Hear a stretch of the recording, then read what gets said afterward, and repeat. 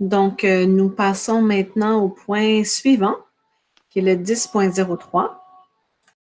Alors, c'est la période d'intervention du public sur les demandes de dérogation mineure.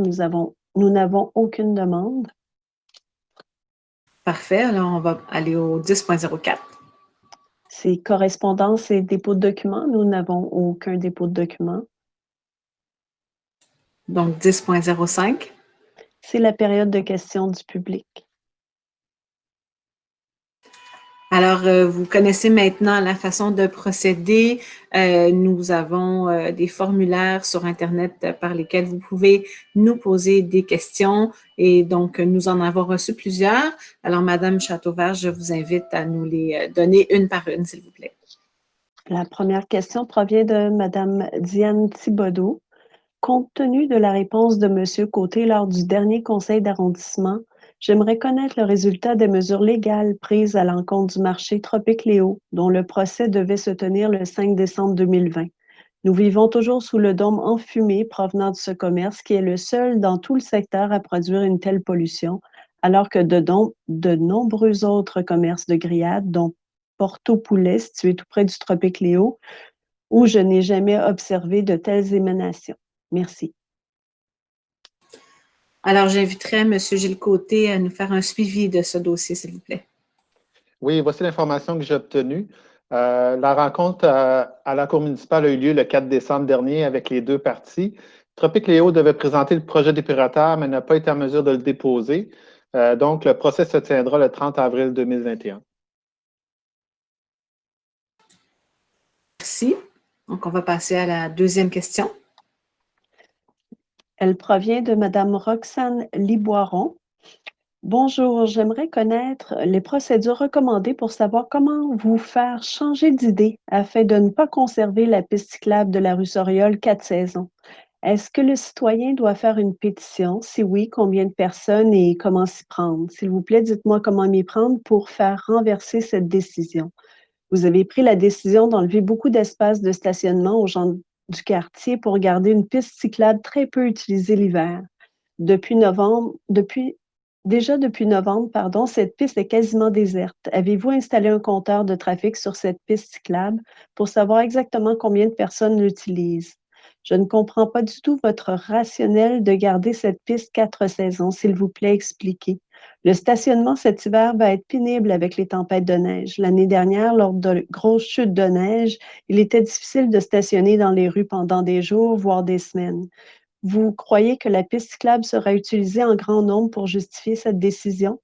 Avez-vous des preuves, études, recherches à l'appui? S'il vous plaît, m'éclairer sur comment s'y reprendre quand on n'est pas d'accord avec vos décisions. Merci. Merci. Alors, pour répondre à cette question, je passe la parole à M. Jérôme Normand. Oui, merci. En fait, il y a plusieurs consultations qui ont été tenues, notamment à travers la mise en place de notre nouveau plan local de déplacement par rapport à ces pistes cyclables-là, qui ont toujours été présentées comme des pistes cyclables 4 saisons. Faut rappeler que les deux pistes, là, Soriol et Prieure, sont attendues depuis maintenant 10 ans, ont été appuyées par des conseils d'établissement de plusieurs écoles, émanent du milieu et des citoyens. Faut rappeler aussi qu'elle relie 12 écoles, 7 parcs. Elles permettent aussi aux personnes âgées utilisant une aide à la mobilité motorisée, soit un fauteuil roulant, quadriporteur, triporteur, de les emprunter également en toute sécurité. On s'est engagé aussi à lutter sérieusement contre les changements climatiques. On a adopté une déclaration d'urgence climatique en ce sens-là. Et pour ça, concrètement, il faut plus d'aménagements favorisant le transport actif, le transport collectif. Et c'est un des gestes qu'on a posés en ce sens-là. Le manque de sécurité est tout le temps la principale raison évoquée par les gens qui souhaitent utiliser les transports actifs et qui ne le font pas, particulièrement l'hiver. Toutes les données que l'on a pointent vers un énorme engouement pour le vélo d'hiver à Montréal. La proportion de cyclistes, en fait, qui roulent été comme hiver a doublé entre 2009 et 2018. Et quand on observe les 4 axes les plus populaires à travers Montréal, au niveau des compteurs, les 4 axes déneigés, ils ont enregistré une hausse d'achalandage de 159 % entre 2015 et 2017. En fait, dès qu'on déneige des pistes cyclables, les gens les utilisent puisqu'elles deviennent plus sécuritaires. Donc, finalement, oui, on va analyser l'achalandage des pistes par comptage. Il faut aussi se rappeler que les pistes sont en fonction depuis seulement un peu plus de 4 mois. Il faut donner la chance aux gens de les découvrir, les apprivoiser, modifier leurs habitudes de transport. Ça se fait pas du jour au lendemain, mais on est très confiant qu'en donnant une offre de transport actif sécuritaire et hivernale, cette offre-là va être utilisée. Et donc, il faut laisser le temps aux gens de modifier leur comportement avant de tirer des conclusions. Merci. Merci. On peut maintenant passer à la question suivante. Elle provient de M. Axel Robert, cher membre du Conseil. À l'automne 2019, ma femme et moi avons réservé notre unité de condo dans le projet Grande situé au 10 000 rue Meyer. Bien que la date de livraison est prévue pour l'été 2021, l'avancement des travaux ne semble pas concorder avec cet échéancier. Lorsque questionné, le promoteur ne semble pas en mesure de donner de réponse précise et d'y être en attente d'une approbation permis de la Ville. Une rue doit également être construite dans le cadre du projet et selon les dires du promoteur, ce serait la Ville qui serait responsable de celle-ci. Je voudrais savoir quel est le statut du projet de condominium Crown ainsi que de la rue qui devrait être construite dans le cadre du projet. Merci d'avance de l'attention que vous porterez à ma demande. Merci. Alors, pour répondre à cette question, je passe la parole à M. Gilles Côté. Oui, le permis de construction est conditionnel à l'opération cadastrale et en entente d'infrastructure. On entend par ça par la rue, l'égout et l'aqueduc. On doit également obtenir l'autorisation du ministère de l'Environnement puisqu'on prolonge le réseau d'égouts et d'aqueducs. Actuellement, nous sommes en attente des éléments techniques qui doivent être fournis par le propriétaire parce que la rue est construite par le propriétaire et par la suite, elle est remise à la fin des travaux à la Ville de Montréal. Merci. Donc, on va pouvoir passer à la question suivante. Elle provient de M. Michel Roy.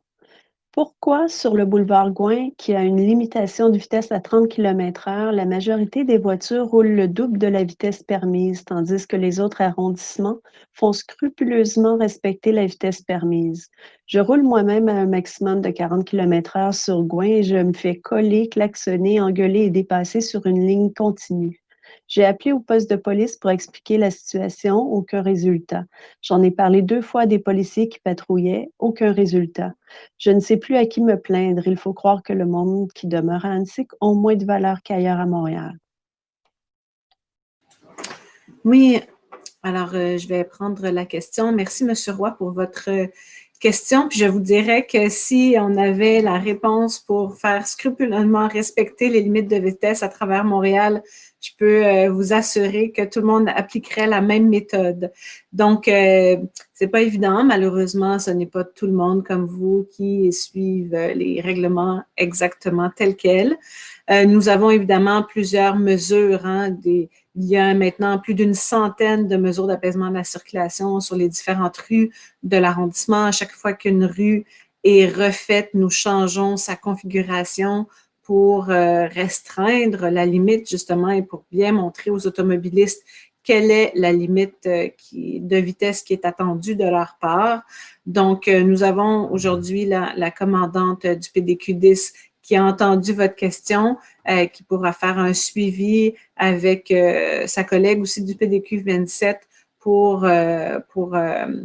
faire passer le message là, de mieux respecter. Ceci dit, le boulevard Gouin dans notre arrondissement fait à peu près 15 km. Donc, si vous pouviez nous envoyer un petit courriel, par exemple, pour nous donner le tronçon peut-être plus exactement auquel vous pensez pour que nous puissions faire des démarches plus avant. Mais sachez effectivement là, qu'il y a des mesures qui sont prises par l'arrondissement. Il y a des mesures d'apaisement de la circulation physique qui peuvent être installées et il y a évidemment la surveillance policière également.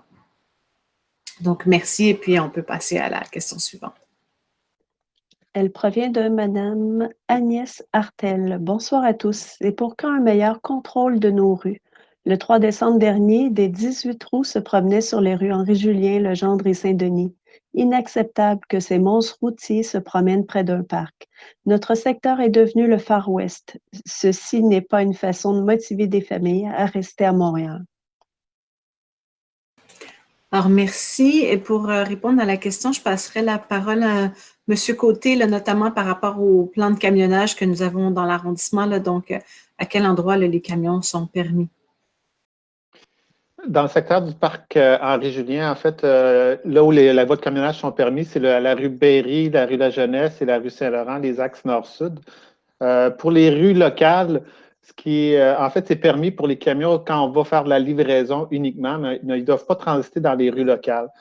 Donc, la mise en application, par contre, et le contrôle, évidemment, relève de la police. C'est important de savoir si ça vient régulièrement, les heures, la journée. Comme ça, on peut demander aux policiers d'aller intervenir. Vous pouvez préciser si ça revient régulièrement. Précisez-nous cette intervention-là, puis on va pouvoir transmettre l'information à nos collègues des policiers pour faire vérifier la situation. Parfait. Merci beaucoup. Nous prendrions la question suivante, s'il vous plaît. Elle provient de M. Richard Williams. Bonjour, est-ce possible pour l'arrondissement de déblayer après une tempête le tracé dans le parc Henri-Julien? Il y a présentement un beau tracé asphalté qui est super pour le jogging, mais qui n'est pas déneigé l'hiver. Il serait super que ce tracé soit aussi accessible l'hiver. Et puis, pouvez-vous partager pourquoi la rue Berry dans le secteur Youville n'a aucun passage pour piétons alors que la rue La Jeunesse a des passages piétons à toutes les intersections et même avec des feux de circulation? Alors, merci pour votre question. Pour la première partie, je passerai la parole à M. Paquin.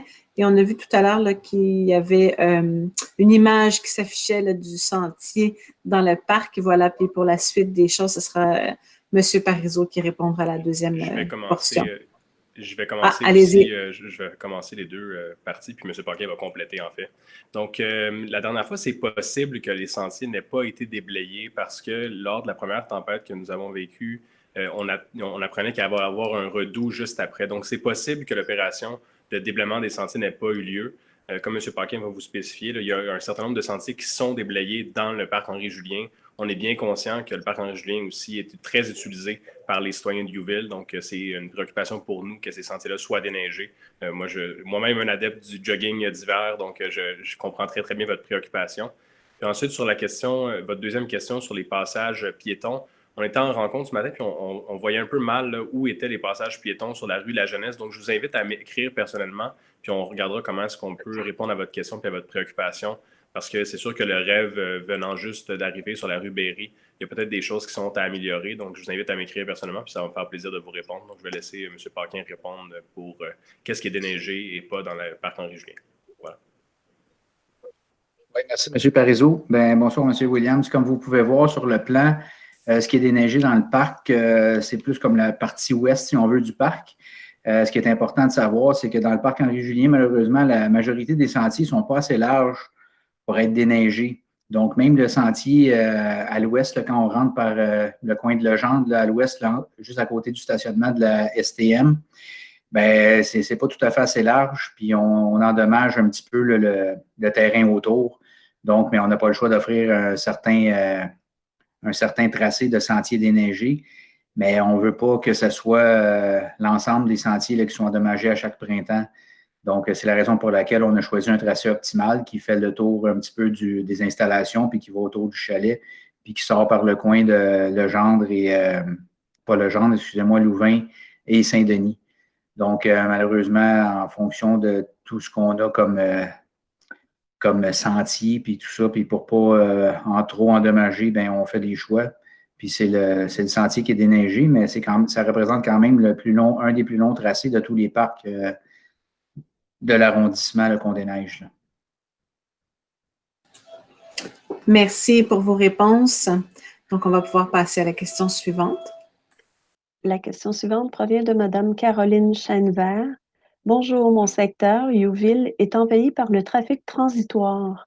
À tous les jours, matin et soir, les gens du 450 envahissent nos rues avec vitesse, bruit, pollution et un droit acquis que la rue leur appartient. Inacceptable que nous sommes rendus à ce point. Nous sommes fatigués de voir nos enfants incapables de traverser la rue dans leur propre quartier, que les cyclistes doivent rouler sur le trottoir. Il faut retrouver le calme et la sécurité dans nos rues et rendre les rues à leurs résidents. Que va faire l'arrondissement pour contrer cette augmentation de trafic et cette perte de jouissance de notre quartier? Je ne veux pas vivre en banlieue, mais j'ai le droit d'avoir une quiétude de quartier. Voici mes suggestions. Dos d'âne, sens unique, interdiction de tourner à gauche ou à droite aux heures de pointe. Merci. Merci. Et pour répondre à la question, je passe la parole à M. Adrien Parizeau, qui est le conseiller du district. Merci pour votre question là, qui est tout au plus pertinente dans le contexte de l'arrivée du rêve. Je pense que les gens de Youville, vous n'êtes pas la première personne à me poser des questions sur cette problématique-là que vous vivez, qui s'est probablement amplifiée depuis l'arrivée du rêve. Donc, c'est sûr que le rêve atténue la vitesse sur la rue Berry et la Jeunesse, mais on voit maintenant qu'il y a de la circulation de transit qui va sur les rues parallèles.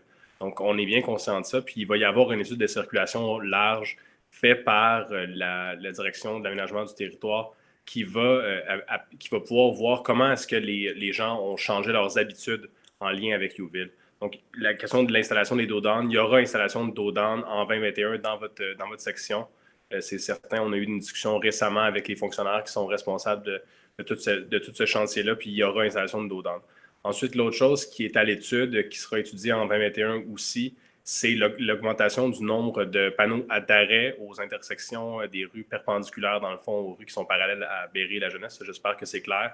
Mais donc, il va y avoir une étude parce qu'on est conscient aussi du fait que les rues qui sont perpendiculaires, Louvain, Legendre, Chabanel, ils sont utilisés énormément en transit, puis ils sont aussi utilisés par des gens qui roulent plus vite que la limite de vitesse et que c'est très difficile de traverser ces rues perpendiculaires-là quand on est piéton ou en vélo.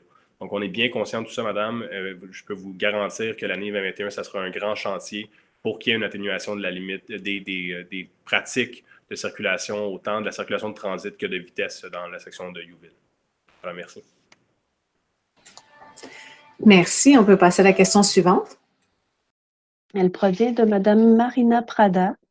Quand sera installé un feu de circulation demandé depuis 12 ans sur Sauvé à l'intersection Georges-Barry, coin de rue très dangereux et tristement bien connu des piétons du quartier? Alors, pour répondre à la question, je vais passer la parole au conseiller du district, M. Jérôme Normand. Oui, merci beaucoup. Donc, l'apaisement de la circulation, c'est vraiment au cœur de nos priorités. En ce sens-là, on a amorcé plusieurs travaux, dont l'adoption d'un plan local de déplacement, j'en ai parlé un peu plus tôt, qui nous donne toute la légitimité d'agir de manière vraiment appuyée, organisée. On a abaissé la vitesse à travers tout l'arrondissement, on sécurise les alentours des écoles. Dans le secteur mentionné, on va revoir le carrefour Sauvé-Christophe-Colomb en 2021, notamment quant au feu puis au virage pour sécuriser la traverse piétonne, la traverse cycliste à cette intersection-là. On a aussi voté tout récemment l'ajout d'un panneau d'arrêt au coin Chambord-Sauvé qui sera d'une grande aide pour les piétons et qui va aussi casser la cadence, le flux véhiculaire sur Sauvé. Il n'y avait pas d'arrêt aucun entre Christophe-Colomb et Georges-Barry. Je pourrais continuer comme ça pendant de longues minutes, mais tout ça pour vous dire qu'on est préoccupé par l'apaisement de la circulation. C'est une demande constante des résidents. C'est une des raisons fondamentales pourquoi moi, personnellement, je me suis présenté en politique municipale. Et en ce qui concerne le coin de rue spécifique Georges-Barry-Sauvé, je trouve la demande légitime. Je l'ai spécifiquement ajouté à la liste des interventions que notre équipe de circulation doit réaliser dans un avenir pas trop loin. Je peux toutefois pas vous donner d'échéancier parce qu'il y a justement des dizaines d'intersections à être améliorées à travers la ville. Mais soyez assurés que je porte votre requête, que je vais m'assurer qu'elle chemine rondement. Puis comme je vous dis, c'est pas une question de semaines ou de mois. Ça se planifie, ça se dessine. Il y a des sauts d'ingénieurs à y apposer. Puis il faut rentrer dans une séquence qui est déjà amorcée là, par la ville au niveau de plusieurs intersections. Mais on va s'assurer de suivre ce dossier-là puis de le faire progresser le plus rapidement possible. Merci. Merci. On va passer à la question suivante. Elle provient de M. Frédéric Bataille de l'organisme AONCYCLE. Nous avons reçu plusieurs commentaires sur le manque de protection et de signalisation sur la piste cyclable Prieure entre Christophe-Colomb et Saint-Hubert. J'ai moi-même été victime d'un délit de fuite d'un automobiliste qui m'a accroché pendant que je roulais sur la piste. Il est urgent de mieux indiquer qu'il s'agit d'une piste cyclable avec au minimum un poteau à chaque coin de rue pour la protection contre les virages, comme sur Soriol. Dans l'état actuel, l'indication d'une piste cyclable protégée sur la carte du réseau cyclable 4 saisons est mensongère et entraîne des cyclistes vers des risques d'accidents accrus. Alors, merci pour la question et je la transmets à Jérôme Normand. Oui, merci. Donc, la portion entre Christophe-Colomb et Saint-Hubert est plus étroite qu'à l'est de Christophe-Colomb, ce qui fait qu'il n'y avait pas assez d'espace quand on a aménagé la piste cyclable pour créer la même zone anti-emportiérage, la zone tampon qui fait presque 1 mètre à l'est de Christophe-Colomb, qui nous permet, dans cette zone-là, de placer un poteau fixe, permanent, en métal, qui indique la présence de la piste, donc en début de chaque tronçon. Comme la portion est plus étroite, donc à l'ouest de Christophe-Colomb, les poteaux n'ont pas été intégrés. Ils auraient été comme à cheval, littéralement, là, entre la piste cyclable et la chaussée. Mais on a reçu ces commentaires-là, on est à évaluer la possibilité de les mettre plus en retrait de l'intersection pour permettre un virage véhiculaire, mais qui ait la présence tout de même des poteaux. Donc, des ajustements vont être faits sur ces aménagements-là. Puis c'est aussi important de rappeler qu'à terme, il y aura une séparation physique implantée entre la chaussée et la piste. Merci.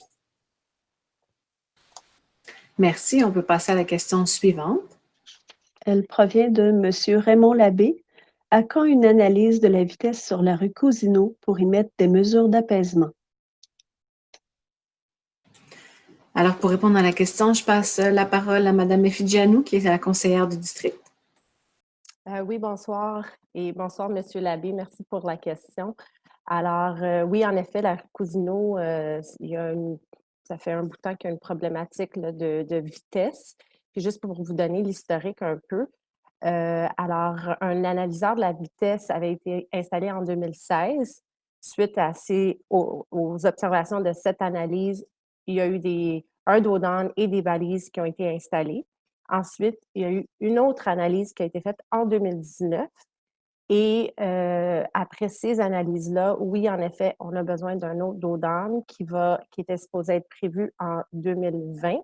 Il y a eu des retards à cause de la COVID. Alors, le dos d'âne va être planifié en 2021.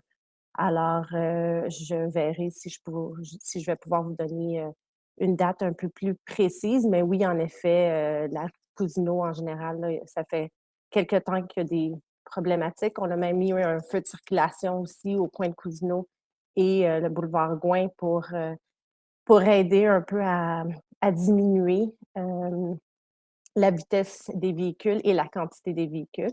Alors, merci beaucoup pour votre question. Merci. On va pouvoir passer à la question suivante. Alors, la dernière question provient de M. Gilles Larocque.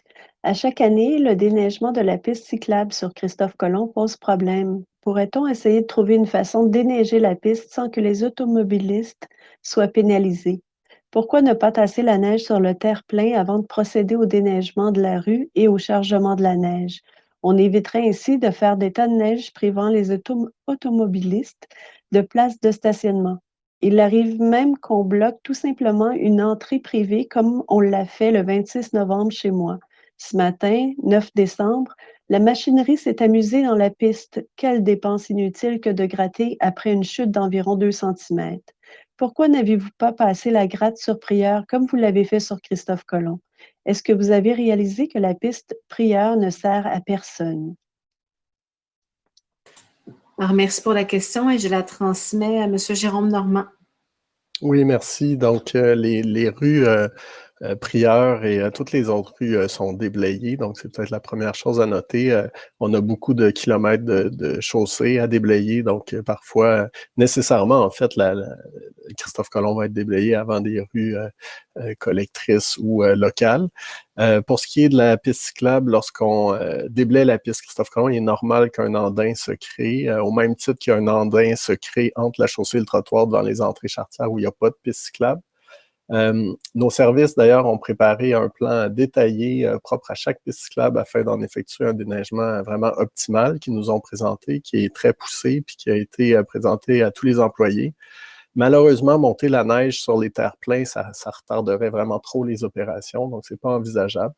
Mais lorsqu'il y a une situation inhabituelle qui se produit, on réagit très rapidement. Vous l'avez constaté vous-même, là, comme ce fut le cas devant chez vous lorsqu'il y a eu une telle situation inhabituelle.